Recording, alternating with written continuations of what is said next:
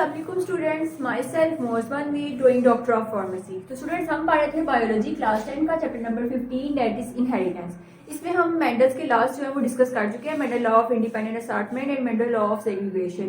तो अब हम पढ़ते हैं कि एक एलील्स में जो डोमिनेंट रिसेसिव रिलेशनशिप होता है वो किस तरह होता है। आज हम इस रिलेशनशिप की बात करेंगे कि डोमिनेंस में क्या, डोमिनेंट किसे कहते हैं, रिसेसिव। वैसे तो मैंने पहले भी वीडियोस में बताया है, लेकिन फिर भी इनकम्प्लीट डोमिनेंस क्या होती है, को डोमिनेंस क्या होती है, ये रिलेशनशिप किस तरह होता है, इसके बारे में आज हम डिस्कस करेंगे। हम एक एलील की बात करते हैं। फॉर एग्जांपल ये जीन, ये जो है ये जीन है और ये एलील्स हैं, सेपरेट जो होंगी वो एलील्स होंगी, ठीक है। अब जो एलील्स मिलके एक जीन ही बनाती हैं। तो फॉर एग्जांपल अगर हम किसी भी पी शेप की एग्जांपल ले लेते हैं, तो हमने कहा है कि उसकी शेप राउंड है।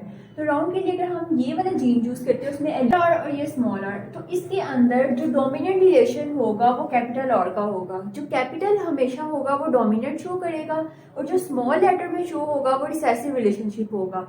तो अगर तो हम इसकी बात करते हैं तो राउंड में आर कैपिटल है और ये सिंगल के लिए आर है और ये स्मॉल है। तो इसका मतलब जो राउंड आर वाला है ये कैपिटल है, तो इसका मतलब ये डोमिनेंट रिलेशन शो करेगा, यानी कि जो सीड की शेप होगी वो राउंड शेप हो जाएगी, ठीक है। और अगर ये इस तरह होता स्मॉल आर, तो ये दोनों और स्मॉल है, रिसेसिव है। तो रिसेसिव रिलेशनशिप जो है वो फिर हम कह सकते हैं कि जो रिंकल जो हमने स्मॉल और रिंकल आर के लिए लिया था, तो हम कह सकते हैं कि ये अब रिंकल होगा। जो रिसेसिव रिलेशनशिप्स होते हैं ना, अगर मेंडल ऑफ सेग्रीगेशन की बात 3:1 हमने उसमें ये एग्जांपल ली थी, यानी कि अगर 4 ऑफस्प्रिंग्स है तो उनमें से 3 जो होंगे वो डोमिनेंट को शो करेंगे, एक जो होगा वो रिसेसिव के लिए होगा। तो इसके बाद में हम बात करते हैं कि को डोमिनेंस क्या होती है या फिर इनकम्प्लीट डोमिनेंस जो है वो क्या होती है। इसकी बात करते हैं ना, तो को डोमिनेंस की एग्जांपल में हम लेते हैं ABO blood group system. ABO type जो है इसकी हम एग्जांपल लेते हैं। अब अगर हम इसमें से बात करें कि इसकी जीन कौन सी होती है, तो हम कहते हैं जीन आई। इसको हम डोमिनेट करते हैं जीन आई से, ठीक है।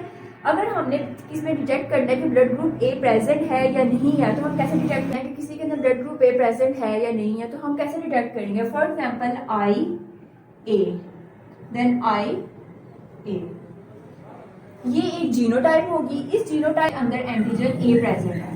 तो एंटीजन ए प्रेजेंट होने का मतलब है ब्लड ग्रुप जो है हमारा है वो ए है, ठीक है।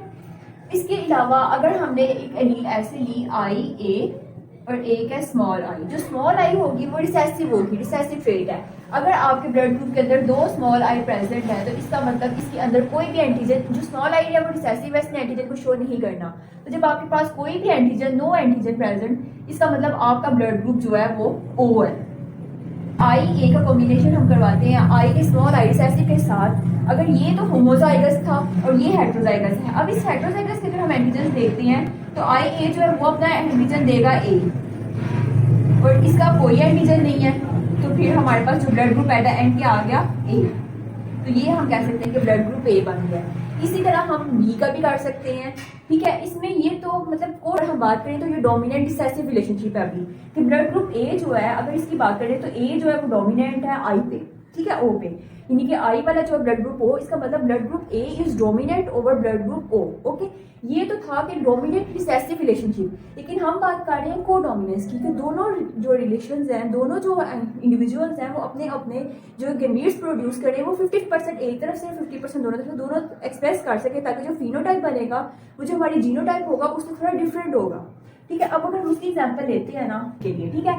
अब ये दोनों ब्लड ग्रुप्स डिफरेंट है। अब इन्होंने एंटीजन, इसने एंटीजन प्रोड्यूस करना है ए, इसने एंटीजन प्रोड्यूस करना है बी। अब इन दोनों एंटीजन्स ने जो गैमीट्स हमारे बने हैं, यानी कि जो हमारे एंटीजन्स हैं, इन दोनों ने अपने आप को एक्सप्रेस करना है और एज अ रिजल्ट ए भी प्रोड्यूस होना है। तो हम इस केस में को डोमिनेंस, जिसमें दोनों के दोनों एंटीजन्स जो है वो प्रोड्यूस हुए हैं इक्वली, दोनों ने इक्वली अपने आप को एक्सप्रेस किया है and the result is different from the genotypes, यानी कि जो इनकी फिनोटाइप ए भी प्रोड्यूस हुई है उनकी जीनोटाइप से डिफरेंट हो गई। यानी कि अगर एक आई ए जो था एक पेरेंट का आई ए है, यानी कि ब्लड ग्रुप ए है, एक पेरेंट का ब्लड ग्रुप जो है वो बी है, ठीक है। अब इन्होंने अपने एंटीजन्स, अपने गैमीट्स बनाने हैं, तो इन्होंने बनाया आई ए, इसकी तरफ से आएगा आई, बनेगा आई ए और आई बी। अब इसमें भी दोनों जो हमारे ऑफस्प्रिंग होगा اس کے اندر بلڈ گروپ اے بی ہونے کے چانسز ہیں. اینٹیجن جب ایکسپریس ہو جاتے ہیں تو ہمارا بلڈ گروپ جو بنتا ہے وہ ہوتا ہے اے بی. اگر لا آف سیگریگیشن کے نظریے سے دیکھیں تو ایک پیرنٹ ہے, اس کے اندر for example I a antigen ہے اور ساتھ ہی ہے, ٹھیک ہے, ڈومیننٹ اس کے اندر بلڈ گروپ اے ہی لے گا. اسی طرح دوسرا پیرنٹ جو ہے اس کے اندر آئی بی ہے اور ڈومیننٹ ریسیسو جو ہے وہ آئی ہے. یعنی کہ اب ہمیں پتا ہے کہ جو ریسیسو آئی ہوگا وہ یعنی کہ او بلڈ گروپ کے لیے ہوگا کیونکہ اس میں اینٹیجن شو نہیں ہوتا.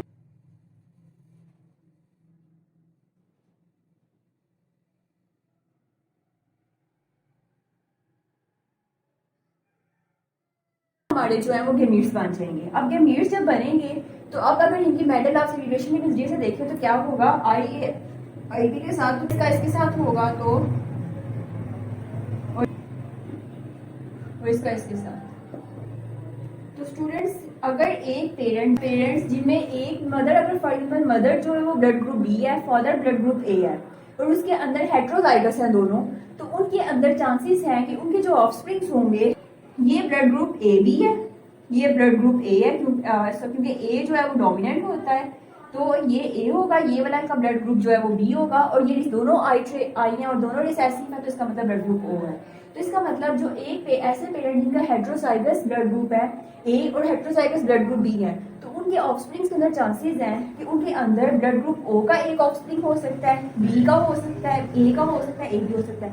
اس طرح ہم پیرنٹس کے بلڈ گروپ سے ان کے آف اسپرنگس کے بلڈ گروپس کا اندازہ بھی لگا سکتے ہیں. انکمپلیٹ ڈومیننس کی, تو انکمپلیٹ ڈومیننس میں کوئی بھی ایلیل جو ہے وہ پراپر طور پہ اپنے آپ کو ایکسپریس نہیں کر پاتے اور نہ ہی ان کی اسپیسیفک جینز ہوتی ہیں جو ان کو ایکسپریس کروا سکے. اس میں یہ ہوتا ہے کہ دونوں جو ہے وہ اپنے آپ کو ایکسپریس کرنے کی کوشش کرتے ہیں, as a result there is a blend mixture بن جاتا ہے. آپ کی بک کے اکارڈنگ اسی ایگزامپل کے اندر ہمارے پاس ہے 4 o'clock پلانٹ, اس کے اندر ہمیں 3 طرح کے فلاور شو ہوتے ہیں, ایک ہوتا ہے ریڈ, ایک ہوتا ہے وائٹ اور ایک ہوتا ہے پنک.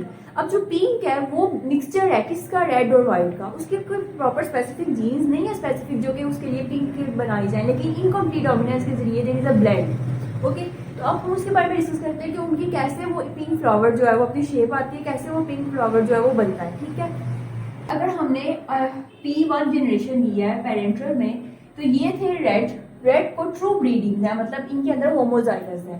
ان کو ہم نے کراس کروایا وائٹ کے ساتھ, یعنی کہ یہ ریڈ فلاورز تھے, ان کو ہم نے وائٹ فلاورز کے ساتھ کراس کروایا. اب ان کے پہلے بنیں گے گیمیٹس. بالکل اسی طرح بہت سمپل ہے کہ پہلے ہم نے گیمیٹس بنائے, گیمیٹس بنانے کے بعد دین دیر جنریشن میں آر بن گیا.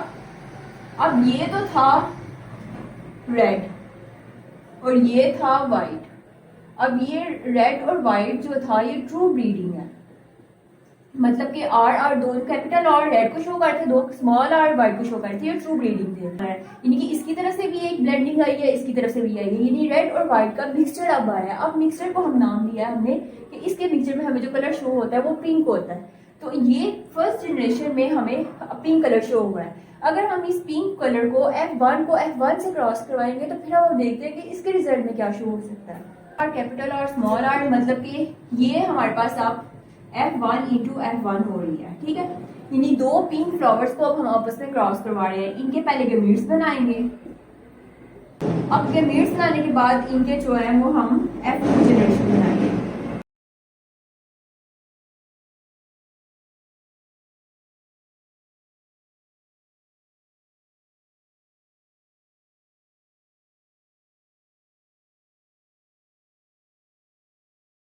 کہ F2 جنریشن میں جو ہمارے پاس آف اسپرنگس آئے ہیں اس کے اندر کیپیٹل آر مطلب ریڈ, ایک پلانٹ ہمارا جو فلاور ایسا تھا جو کہ ریڈ کلر میں تھا.